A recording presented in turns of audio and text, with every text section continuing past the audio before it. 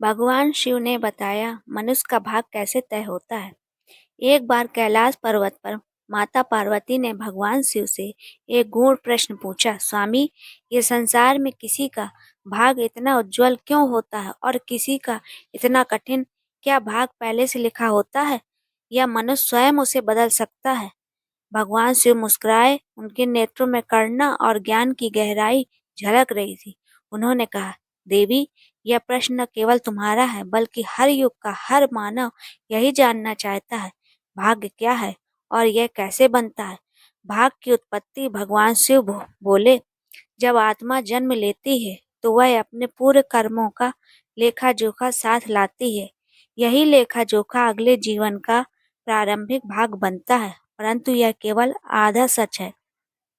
जैसे बीज मिट्टी में बोया जाता है, वैसे ही कर्म भविष्य में फल देता है, पर बीज का अंकुरण इस बात पर निर्भर करता है कि उसे कैसी मिट्टी, कितने जल और कैसी देखभाल मिली है। इसी प्रकार मनुष्य के कर्म, विचार और नियत उसके भाग की मिट्टी हैं। पार्वती जी ने पूछा, तो क्या मनुष्य का भाग केवल कर्म से ही बनता है?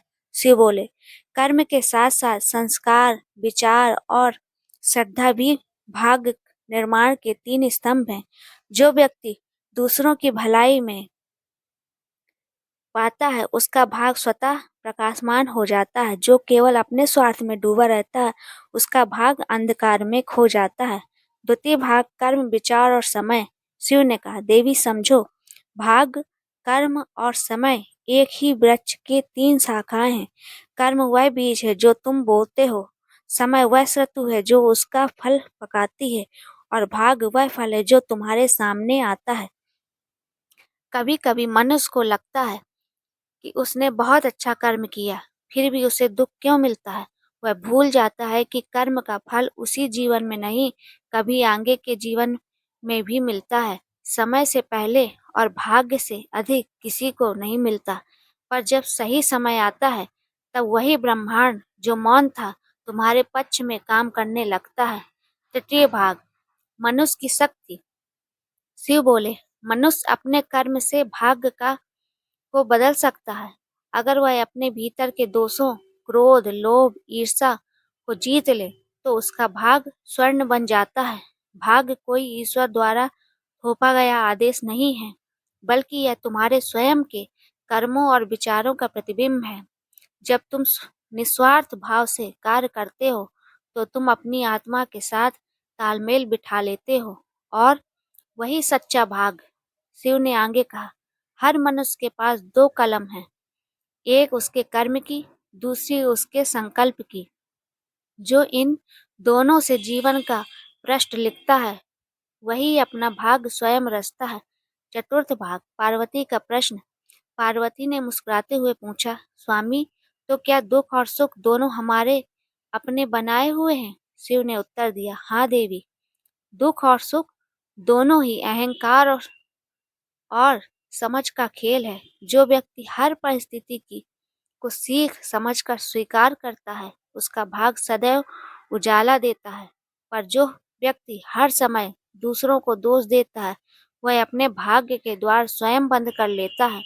निष्कर्ष, शिव का आशीर्वाद। शिव बोले, देवी, भाग्य को बदलने के लिए केवल तीन चीजें आवश्यक हैं। सत्कर्म, जो दूसरों की भलाई के लिए हो। सविचार, जो आत्मा को ऊंचा उठाए। श्रद्धा, जो कठिन समय में भी तुम्हें टिकाए रखे। जो इन तीनों को साथ लेता है, वह भाग नहीं, भाग उस व्यक्ति का दास बन जाता है।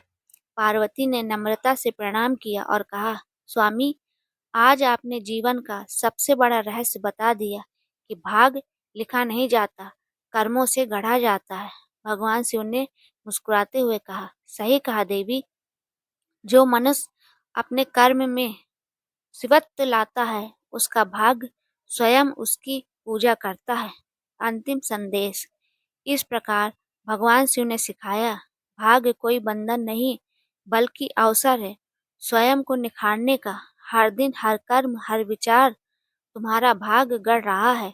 इसलिए मन से अच्छा सोचो, वाणी से अच्छा कहो और कर्म से अच्छा करो। तुम्हारा भाग्य तुम्हारे चरण चूमेगा। नमस्कार दोस्तों, अगर आपको यह कथा पसंद आई हो तो please like, subscribe my channel, support me. अद्भुत कहानियाँ। धन्यवाद।